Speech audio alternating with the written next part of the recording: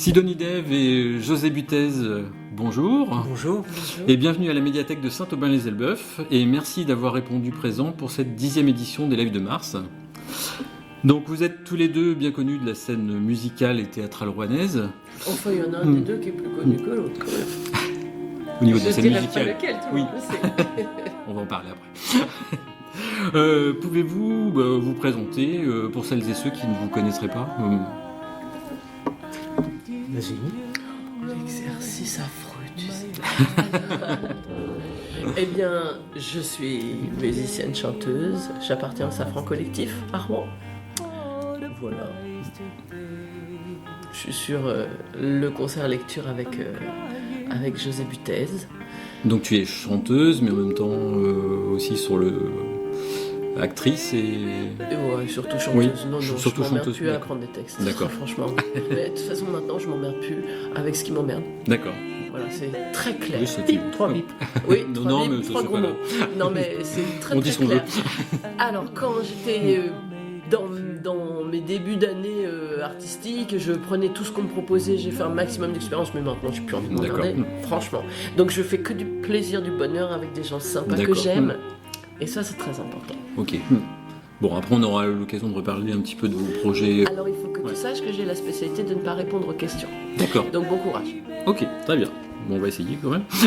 Par contre, José, il y répond beaucoup mieux. Alors José. Bon, moi, je suis chanteur, guitariste. Mr. Moonlight, GB's, Volphonics. Et maintenant Darling. Très bien. Donc Darling, c'est une lecture-concert sur le thème de l'amour. Et moi, ma question, c'était à quel moment a germé l'idée de ce projet et qu'est-ce qui l'a motivé Quand on s'est rencontrés, en fait.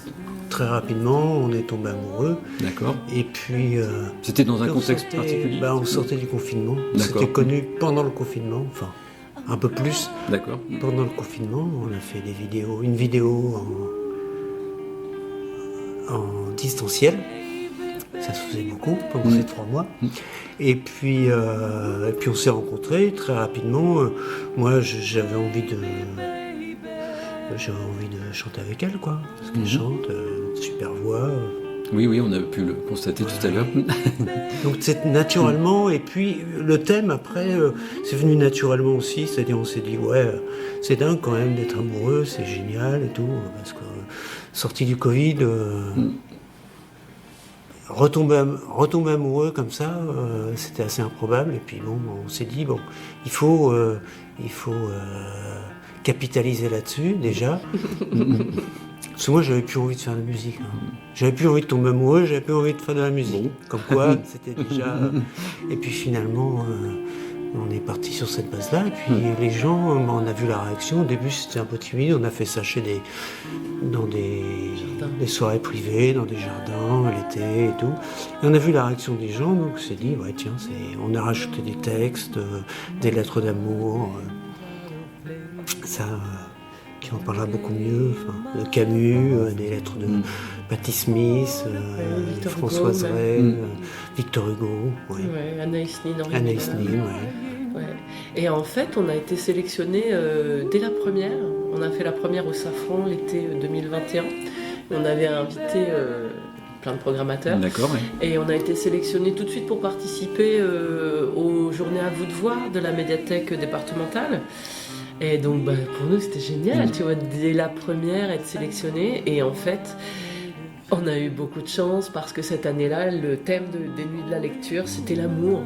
Et en fait, on a joué devant un parterre de bibliothécaires et de gens des médiathèques qu'on adoré. On a été dans un enchantement collectif, mais vraiment extraordinaire.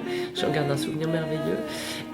Et ça nous a ouvert plein de dates dans les médiathèques, les bibliothèques. D'ailleurs, j'ai vu que vous aviez joué il y a pas si loin d'ici. Vous avez joué à Cléon, il me semble, C'était pour les nuits génial. de la lecture. C'était génial. Oui. C'était vraiment génial. Et en fait, tu vois, c'est dans une vie d'artiste, c'est invraisemblable parce que les nuits de la lecture, c'est sur 3 jours. Et on a eu tellement de demandes. On était dégoûtés, on a dû en refuser, mais au moins 6 ou 7. Tu vois, j'imagine. c'est qu'en fait on était bookés quoi, on a été bookés en descente de scène, on a mis le pied, on s'y attendait vraiment pas, mais tu sors de scène comme ça et tout de suite les bibliothécaires les plus malines, elles sont venues nous dire oui, on vous réserve. Et alors celles qui nous ont appelé 2 mois après, c'était on était déjà complet depuis. Et ça a été vraiment un bonheur de lancer ce concert lecture là et d'avoir cette réception publique.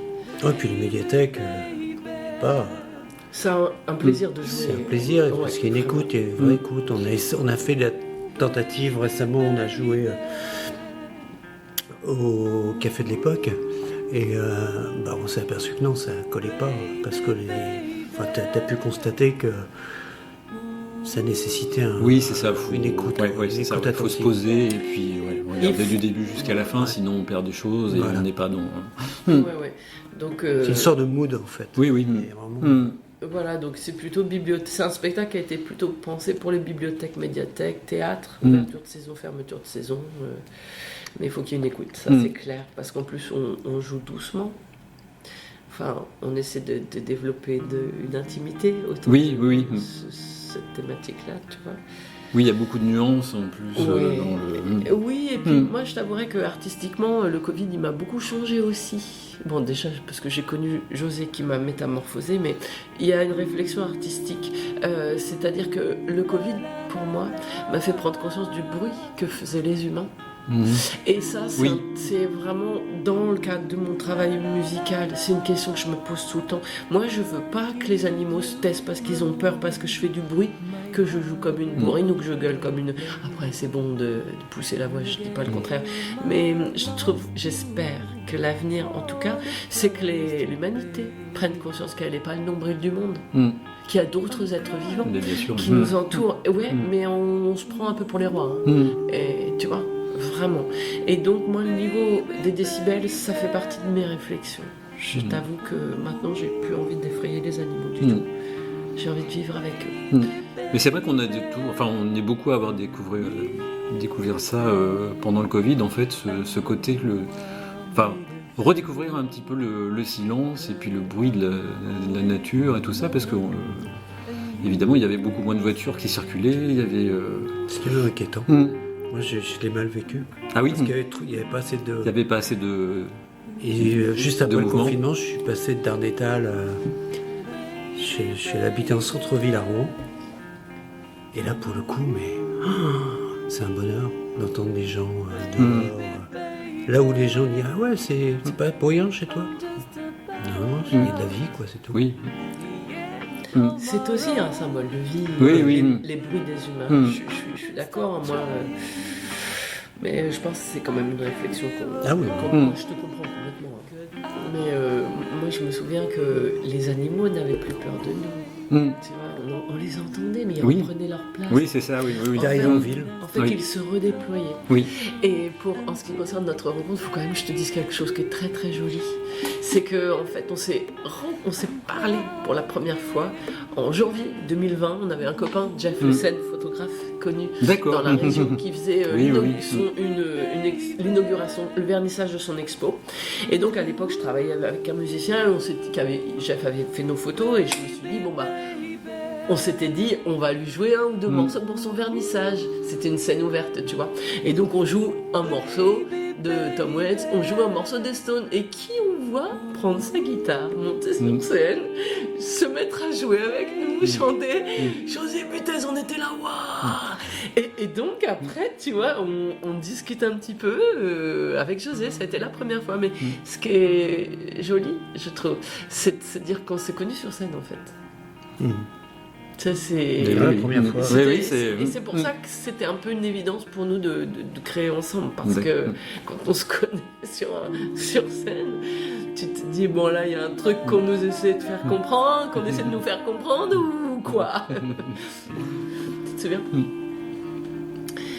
Et puis après ce morceau en distanciel qu'on a fait, c'était extraordinaire, c'était extraordinaire. On avait bien bossé, et dès qu'on a pu, on a pris un verre. Moi, très franchement. En tout cas, j'ai trouvé que c'était un très chouette projet. Et puis j'ai trouvé le choix des morceaux vraiment très pertinent. Et puis voilà, c'est un vrai régal. C'est globalement des chansons t'as découvert des trucs, toi, mais... Oui, Big Star, je connaissais pas. Après, tu vois, on a aussi le public qui nous ressemble. Voilà. Donc on est aussi sur un répertoire musical qui peut faire écho chez des gens qui ont un peu notre génération aussi. Même s'il y a un petit Jason Mraz à la fin. Enfin voilà, on tourne autour de Springsteen, des Stones, des Pretenders, Smokey Robinson. C'est des choses quand même qui sont... Des incontournables, Oui. on va dire. Incontournables, tu vois. Du coup, Sidonie, moi j'ai lu dans la presse que tu avais écrit un livre sur Calamity Jane. Oui. Donc, suite à un spectacle que tu avais donné sur le personnage, est-ce que tu peux nous en parler un petit peu? Bien sûr. Oui. Bien sûr. Mais tu vois, j'ai parfois des failles spatiales, temporelles, où je tombe dans un truc qui me passionne et pendant 5 ans, je fais que ça. Et c'est juste extraordinaire. Je tombe sur ce personnage-là et j'ai tout de suite envie de l'adapter sur scène. Et donc, je vais chercher les archives aux États-Unis parce que c'est un personnage américain. Tu sais, en France, il n'y a rien. Hein. Les états civils, tout ça, c'est aux États-Unis. Donc, je me fais livrer, j'achète des bouquins d'universitaires, des biographies, je mange des biographies en anglais, tu sais, avec mon dictionnaire, tout ça. Et je me nourris terriblement de toute la vie de cette femme-là. Donc, c'est une orpheline. Hein. C'est vraiment la conquête de l'Ouest, toute la misère de la conquête de l'Ouest, pas du tout ce qu'on nous a bassiné avec dans les westerns quand on était un petit peu plus jeune. Non, la conquête de l'Ouest, c'est pour la plupart ou pour beaucoup une misère abominable, des femmes qui deviennent folles, des hommes qui ont énormément de mal à construire cette société-là. Et en plus, on est sur une société multiculturelle, donc tu vois, il y a vraiment tout un travail qui est à faire. Bon, après, l'histoire des États-Unis, je ne suis pas spécialiste pour les auditeurs. Mais bon, c'est une histoire assez violente et qui s'est faite sur une expropriation de terre des Indiens. Vous le savez. Toujours est-il que, en lisant les biographies sur Calamity Jane, je me rends compte qu'à la fin de sa vie, quand elle est complètement rongée par l'alcool et qu'elle ne peut plus faire toutes les prouesses, tu vois, qu'elle faisait, parce que c'est quand même une excellente cavalière, une très bonne tireuse, elle fait plein de boulot, mais à la fin de sa vie, elle vieillit, elle est abîmée par son train de vie et par les conditions de vie aussi. Hein. On est sur des cabanes sans chauffage d'hiver, etc., etc. Eh bien, en fait, elle fait une tournée comme ça, avec des circuits qui se racontent en même temps. C'est que les histoires aux États-Unis se racontent en même temps qu'elle se fait. Et donc, c'est une tournée qui propose en même temps que la conquête de l'Ouest finit de se faire, qui est en train de raconter l'histoire de la conquête de l'Ouest et des pionniers, en fait. Il y a vraiment un respect pour les pionniers là-bas. Et je découvre qu'elle écrit, vite fait, poussée par sûrement le producteur de cette tournée, elle écrit une rapide autobiographie. Et donc je me renseigne sur les droits sont libres, j'achète le bouquin aux États-Unis en anglais. Et donc en fait je n'ai pas écrit un livre sur Calamity Jane, mais j'ai traduit son autobiographie, qui est assez mauvaise. Je dois dire que le style est pas bon, on sent que c'est écrit dans la précipitation, c'est pas du tout une écrivaine, c'est une femme, elle est très bien intelligente, enfin, bon, à l'époque, voilà, de toute façon c'est une orpheline, donc elle a juste fait comme elle a pu pour survivre. Mais si tu veux, ce livre-là, il est quand même intéressant, c'est une 30aine de pages, on peut encore se le procurer, il faut me contacter, bon, via les réseaux, on peut me contacter et je peux l'envoyer.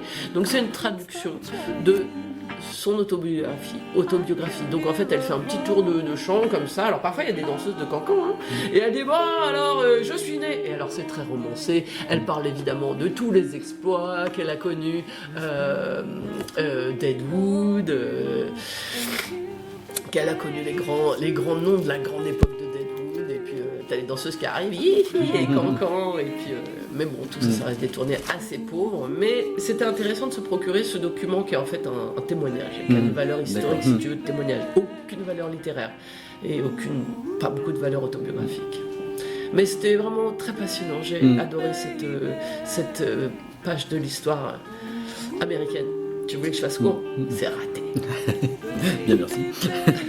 Maintenant, je vais me tourner vers José. Oui. Donc, toi, tu es un musicien bien connu d'Erwanais, hein, et puis même plus que l'Erwanais d'ailleurs, puisque... Et tu es notamment le fondateur de Mr. Moonlight. Mais tu as également fait partie des Mudcats, des Volphonics, des GBs, pour n'en citer qu'une partie. Donc c'est quoi tes influences principales Oh là, c'est vaste. C'est très vaste. Ouais. Tu m'as dit que tu étais né en 72. Oui, oui, musicalement, je suis né en 72. Oui. Donc, c'est toute la génération glam rock, quoi, en fait. D'accord. Moi, j'avais 14 ans et dans les jukebox, il y avait David Bowie, T-Rex, Les Stones, bien sûr. Parce que ça, c'était le premier gros coup de cœur.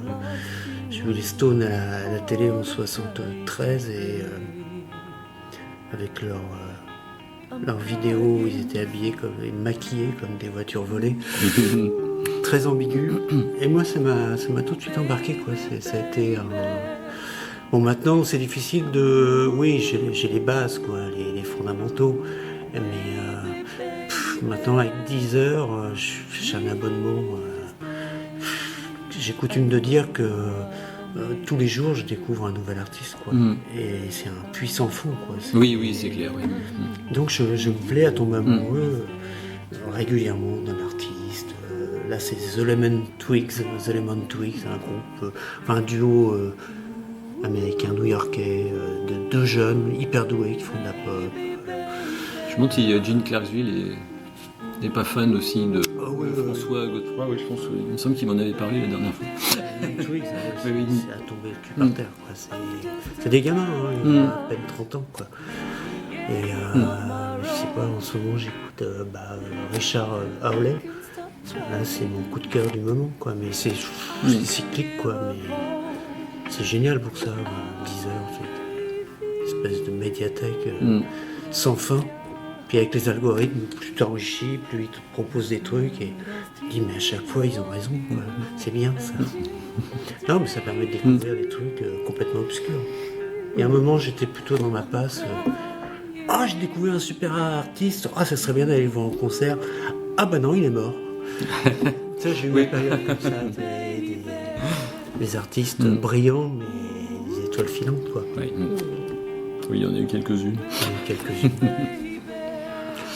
Un livre et un disque incontournable pour vous, je sais que c'est une question compliquée. Un disque incontournable, il y a le choix. Pour moi, c'est... Alors celui du jour. Non, moi c'est Exile on Main Street, ça restera des Stones. En tout cas, c'est mon préféré des Stones. Voilà. Aussi. Voilà. Un bouquin, La conjuration des imbéciles. Kennedy O'Toole. Incontournable, indétrônable. Parfait. C'est Denis. Bon, alors moi, c'est vraiment éclectique. Donc, sans parler des coups de cœur d'enfance qu'on marquait vraiment, je dirais qu'à l'âge adulte, j'ai écouté le premier album de Coco Rosie et pour moi, je me suis arrêtée, je me suis allongée, quoi. Elles m'ont foutu une claque. Donc ce serait le premier album, c'est la maison de mes rêves, je crois. Coco Rosie. Voilà, c'était un duo à l'époque. Oui, je me souviens. Pour l'époque, quand c'est sorti, c'était assez nouveau. Et puis j'adorais la façon qu'elles avaient de chanter. Et puis leur univers, c'est bricolé dans la salle de bain, avec beaucoup d'électro, des jouets d'enfants. Enfin, moi, ça m'a fasciné. Enfin, ça a été une grosse claque à l'âge adulte. Et comme bouquin, alors je vais vraiment me faire plein d'ennemis. Mais moi, un des bouquins qui m'a le plus fait rêver, c'est le livre d'une historienne, s'appelle Saporis, je crois, et c'est sur Marie-Antoinette. Alors oui, voilà, chers auditeurs, j'ai kiffé pas sur Marie-Antoinette, et encore. Alors, n'allez pas me dire que je suis royaliste, mais c'est comme c'était un livre écrit par une historienne. Il y a plein d'archives, il y a plein de documentation, et moi c'est ce que j'aime, c'est qu'il y ait des sources et des données, tu vois, précises. Et en fait, t'as tous les carnets de dépenses de Marie-Antoinette sur la mode. Alors effectivement, pendant que le peuple meurt de faim, c'est peut-être pas la meilleure idée, sauf qu'il faut se souvenir, le livre s'appelait Rose Bertin, parce qu'en fait, à l'époque de Marie-Antoinette, il y a une espèce de Coco Chanel du XVIIIe siècle qui s'appelle Rose Bertin, petite ouvrière qui monte les grades et qui finit par se retrouver à la cour parce qu'elle fait des robes de malade. Et en fait, il n'y a pas un seul mariage princier en Europe sans qu'il y ait une robe de mariée signée Rose Bertin. Donc c'était Rose Bertin le titre, ça me revient. Et en fait, c'est fascinant parce que Marie-Antoinette et Rose Bertin vont lancer l'industrie de la mode, qui, c'était pas le bon timing, mais c'est quand même une industrie qui marche encore aujourd'hui. Et c'est ces 2 femmes-là qui lancent ça. Et donc moi, ça m'a vraiment fasciné, cette frivolité, cette espèce de goût du merveilleux, où je suis d'accord que socialement, on est vraiment complètement coupé des réalités. Mais moi, elle m'a emmenée dans une espèce de frivolité, de légèreté qui était très défensive. Et puis tout ce qu'elles ont déployé en termes de créativité. Puis voilà, dans ce moment de la mode. Et du coup, j'en avais créé Enfin bon, bref. J'en avais essayé de faire moi-même une robe avec une structure du XVIIe siècle, une robe à panier, parce qu'on a encore des robes à panier qui existent, enfin des paniers. Tu vois. D'accord. Et au musée des Arts Déco à Paris, donc j'avais pris le modèle et je me suis fait une structure comme ça, et j'avais fait un personnage comme ça pour un festival, voilà, avec une robe à panier en papier journal, qui va sûrement revivre dans les années à venir d'ailleurs. Je vais la ressortir, ma marquise. Donc tu vois un côté princesse décadente au bord de la décapitation. J'avais une question sur les médiathèques, mais vous en avez parlé plus ou moins tout à l'heure. Non, pardon, je suis désolée. Non, c'était Tu me tournes la perche. Pas du tout, on adore. Mais je crois que vous en avez parlé au tout début. Tu vas pouvoir couper quand même. Oui. Ah non, mais on va le garder ça. Non, mais vous en avez. Oui, la question c'était est-ce que vous aimez vous produire en médiathèque? Parce que je sais que vous avez déjà tourné, et puis et qu'est-ce qui vous plaît dans ce type de lieu? Mais bon. L'écoute. Ouais, c'est ça, ouais. Ouais, on peut vraiment déployer l'ambiance qu'on a envie de déployer. Et souvent le public est extraordinaire, répond. Et on a un accueil souvent on se sent désiré, tu vois. Et c'est vraiment beaucoup de plaisir. Moi, je t'avoue que j'avais pas avant ce concert lecture, j'avais jamais joué dans les bibliothèques, et maintenant je t'avoue que c'est un peu le lieu dans lequel je préfère, sincèrement en plus, sincèrement, je préfère jouer. Bon, bah c'est. Merci. Ça fait plaisir. Ça prouve. Voilà, ça nous rassure dans le sens où on se dit. Voilà, qu'on a tout, enfin, on a notre carte à jouer aussi, nous en tant que médiathèque, pour tout ce qui est musique, quoi, parce que c'est vrai des fois on se sent pas très légitime par rapport aux autres lieux, par rapport aux salles de concert, par rapport, voilà, parce que on n'est pas un lieu qui est au départ dédié à ça, quoi, mais c'est vrai que bon, je trouve que ça a toute sa place, quoi, les concerts en médiathèque. Les bibliothèques, c'est devenu des médiathèques. Voilà, c'est des médiathèques, oui, c'est ça, ouais. Et puis des lieux de vie aussi, donc.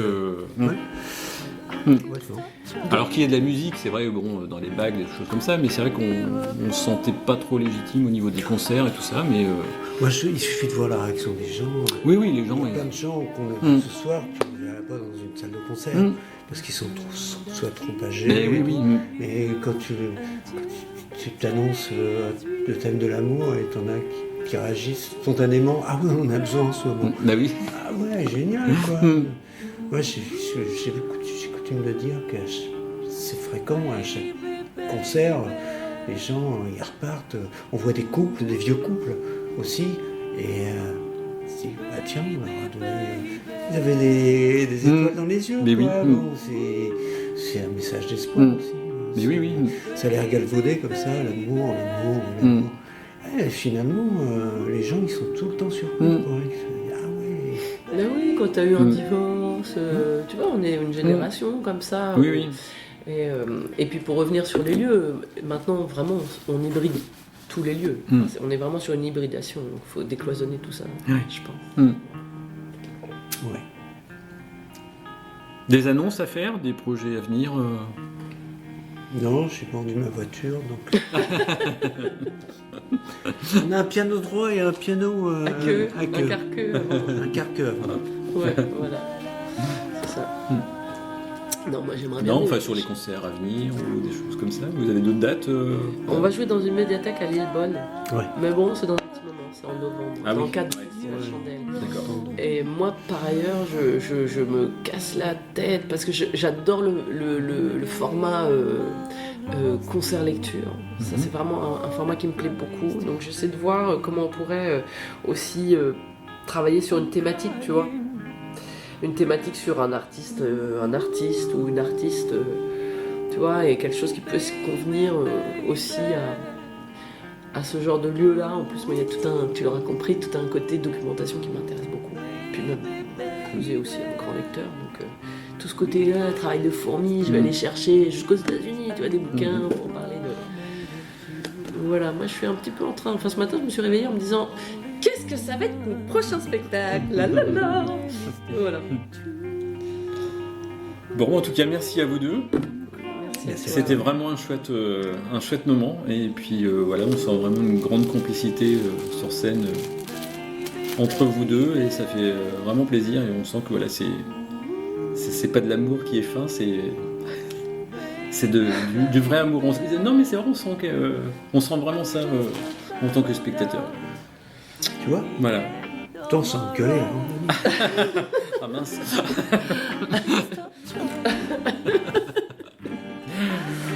Merci beaucoup et puis bonne continuation et puis à très bientôt. Au plaisir de se revoir. Merci à toi. Merci.